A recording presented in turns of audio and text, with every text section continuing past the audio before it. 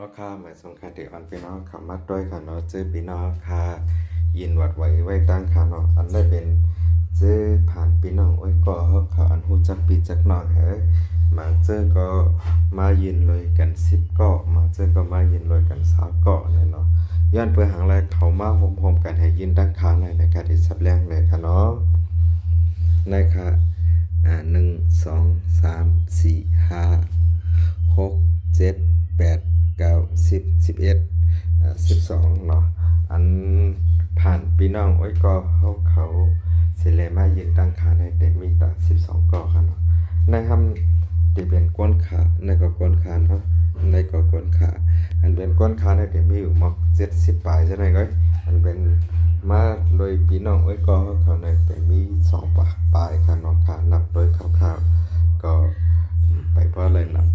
อันยินวัดปีไหนเนาะซึ่งคือกรณีในแต่ละในอันมาโดยพี่น้องไว้ก็เหมาเย็นได้เนี่ยเพราะว่ามาลอยกัน10ก็ขึ้นเนี่ยเขาคาไว้เหมือนเจิงฝากงานเนี่ยค่ะเนาะมังซื้อมีปีไผ่น้องมันมาโฮมๆกันให้เย็นมังซื้อก็พี่น้องเขาเย็นเป็นนายนากว่าเอาเป็นกวนเหตุการณ์เขาห้องว่า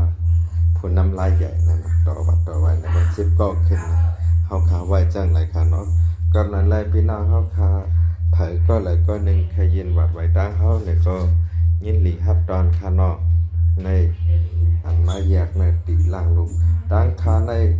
เพราะผ่านพี่น้องไอ้ก็มาเนี่ยนั่นได้อยู่ที่พี่น้องไอ้ก็ย้อนคานอกเพราะว่ามายินวัดใหม่ตั้งคาในเนี่ยกาขันเลยจ่าย3 ปอกเนาะปอกหนึ่งเก็บ600คานอกสามว่าพี่น้องไอ้ก็เขายุกเลิกเนี่ยปั่นเงินขึ้น400เขาคาหักออกกาแค่พังลูกไทยคานอก100กาเฮ็ดเอกสาร100 200เยี่ยวก็ขึ้นเงินขึ้น400แต่ในจังหวะยุคเลิกเลยเขาคาเดเฮ็ดกันเป็นขั้นตอนเขาคาเก็บเงิน3 ปอกหนึ่งเก็บ600ในเขาคันนำ500กันเนาะการดำเนินเอกสารให้กายยืนว่าอันการล่างแค่ทาง100ได้เขาถามตานับปลาค่ะเนาะเขาคาเก็บ100การล่างแค่ทางกำใน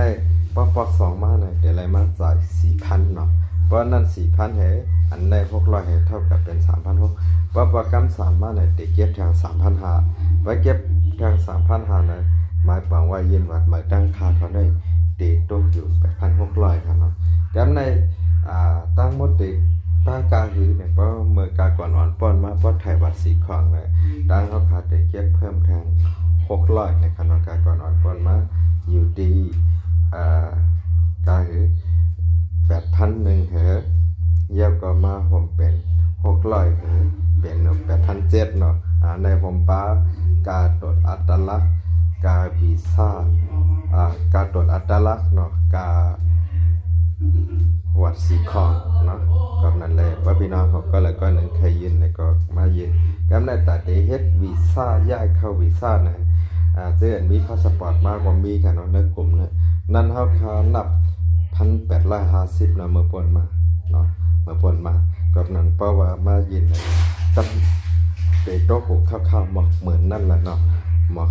เหมือนยาเมื่อก็ผ่านได้นามาในก่อนละถึงก็ผ่านพี่น้องไอ้ก็มาเลยเนาะเพราะว่ามีพาสปอร์ตมาเห็นมาเย็นเด็ดโต๊ะหูหมอกเหมือนไป300 400 500เนี่ยครับเพราะหนักมีพาสปอร์ตมาป้อมมีพาสปอร์ตมานะครับลูกดี8,700ในกว่าเนาะเพราะว่าการพาสปอร์ตอยู่ที่6,500 7,000แล้วก็โตโห10,000กาเฮอันนั้น7,000 8,000 280เพราะ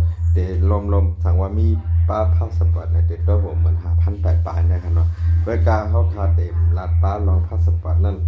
ย้อนเบอร์พาสปอร์ตนั้นเปิ้นไปเปิดค่ะเนาะเอาคักหลายคักนั่นตอนหลายตอนนั่นมีพี่น้องเขาได้ใกล้ถามมาว่าป้าตั้งมัวเราค่ะป้าไหนอันไหนตั้งมัวเราหาเนี่ยเขาขำหูป้าอีสังละลายเนี่ยในเขาคานับเนี่ยข้าวอันตาเด็กขึ้นทะเวนวัดใหม่ก็การจึงคือกอลีลองทางเทอมคาได้ว่าวัดใหม่ได้เป็นได้เหรียญที่1ในจากว่าเช่นน่ะก็การกำพองก็ว่าได้เป็นได้เหรียญที่10วันที่10เนี่ยครับเนาะซึ่งคือกอลียันยิ้มจอมพี่น้องไอ้ก็เขากูก้นค่ะเนาะคลิปวิดีโอของในก็ได้ลงปั่นกูช่องตั้งค่ะเนาะหมายสงค่า